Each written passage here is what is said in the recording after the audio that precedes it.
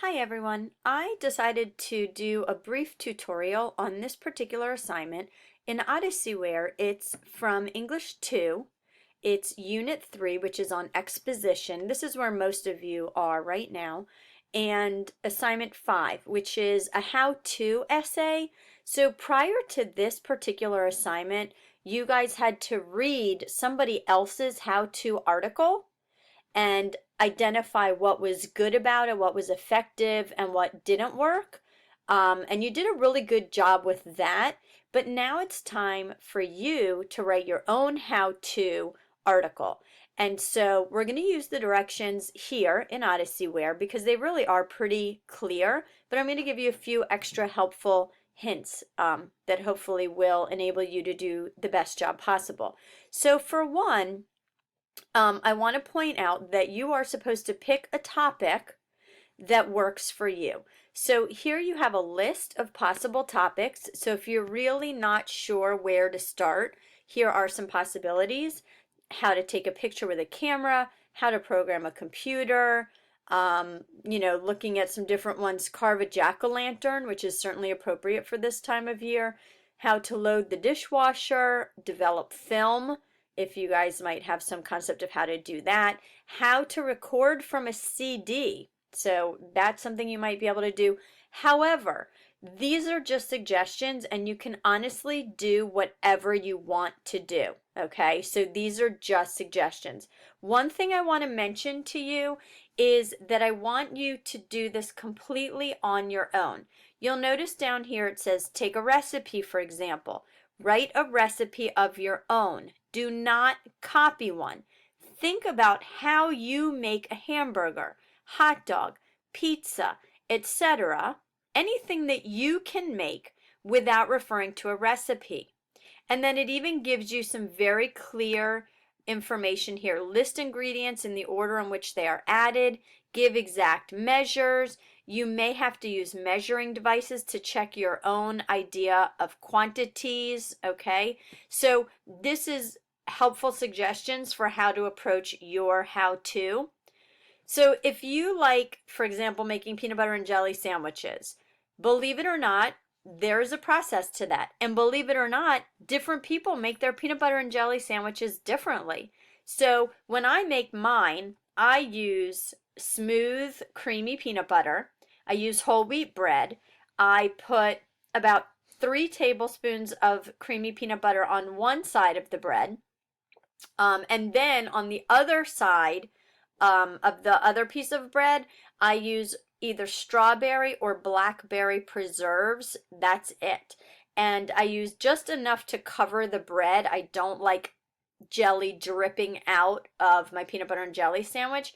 But my husband, who also loves peanut butter and jelly sandwiches, he makes his with chunky peanut butter, and he puts peanut butter on both slices of bread and then puts jelly in the middle, and he doesn't care if the jelly spills out when he's eating the sandwich. So again, it's a silly little thing like a peanut butter and jelly sandwich, but obviously everybody has their own unique way of doing it. So that is just an example, but I want you to keep in mind that it should be from your own mind, your own experience.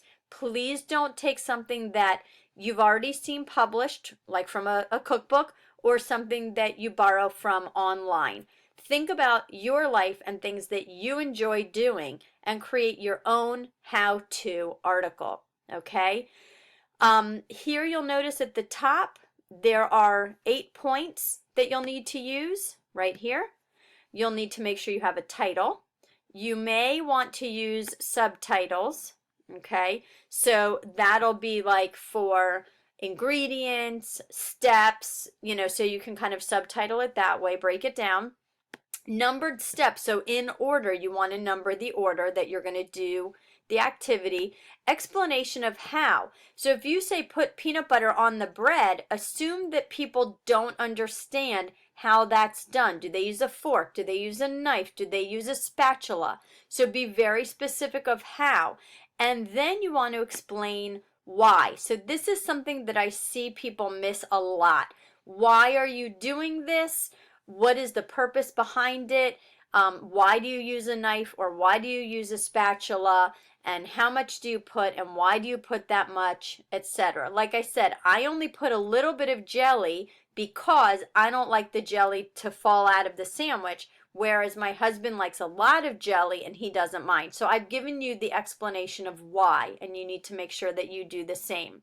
Use of examples. So you want to make sure that you're giving examples. Like I said, I only use a little bit of jelly. I only like a little bit of jelly, and the reason why is because I don't like it to drip out of the bread when I'm eating the sandwich. And so this is all of this explanation, and I've given you a clear visual of that example. Okay, use of contrast or antithesis. This device helps make directions clear by creating a mental picture of something that is unlike something else. Again, I will use the example of the jelly falling through the pieces of bread of the sandwich so that you can get a mental image of that.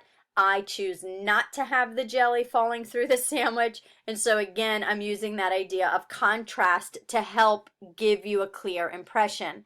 And then use of comparison or analogy, which again, so here I use 3 tablespoons of creamy peanut butter, and I was very clear about that. But if you're going to use something like a measurement, 1/32 of an inch is the same as half the thickness of a penny. So you get a very clear image. If you know what a penny looks like, then you can understand how unbelievably thin 1/32 of an inch is. So if you can give some comparison, so again, that gives your reader a mental picture of what you're describing. Okay, and then again, use only necessary words, but don't omit important facts. You want to make sure that you have very clear directions that are easy for your reader to understand. You want to use clear sentence structure, paragraph development, connectives, and transitions. So you want a clear beginning, middle, and end. And you want to make sure that you use transitions and connective words that help the reader move from one activity to the next. Okay, and then again, you pick your topic. Here are some options for you to choose from. I honestly would almost rather that you not spend a lot of time looking at this list, but just use it for suggestions and then come up with your own. Hopefully this has clarified for you how to do this particular assignment, which is in Unit 3 of English 2. It's assignment number 5.